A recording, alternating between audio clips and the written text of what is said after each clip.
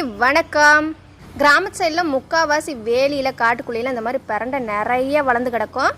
ஆனால் பொரிக்கிறதுக்கு தான் ஆள் இல்லாமல் கிடக்கும். ஆமாங்க, பொரிக்கிறது மட்டும் இல்லை, பொரிச்சிட்டு வந்ததுக்கப்புறம் க்ளீன் பண்ணுறதே ஒரு பெரிய ப்ராசஸாக இருக்கும். ஏன்னா அது கையெல்லாம் மக்க ஆரம்பிச்சு அதை நம்ம க்ளீன் பண்ணுறப்பயே. எங்கள் அத்தை தோட்டத்துக்கு போகிறப்ப இந்த பிரண்டை பார்த்துட்டு சட்னி ஆட்டலான்னு பொரிச்சிட்டு வந்துருக்குறாங்க.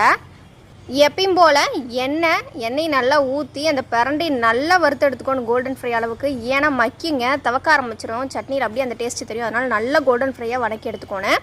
அது தனியாக எடுத்து வச்சுட்டு அந்த எண்ணெயிலேயே சீரகம், வெங்காயம், வரமிளகா, கருவேப்பிலை, புளின்னு சொல்லிட்டு எல்லாத்தையும் சேர்த்து அப்படியே ஒட்டுக்காவே வதக்கிக்கலாம்.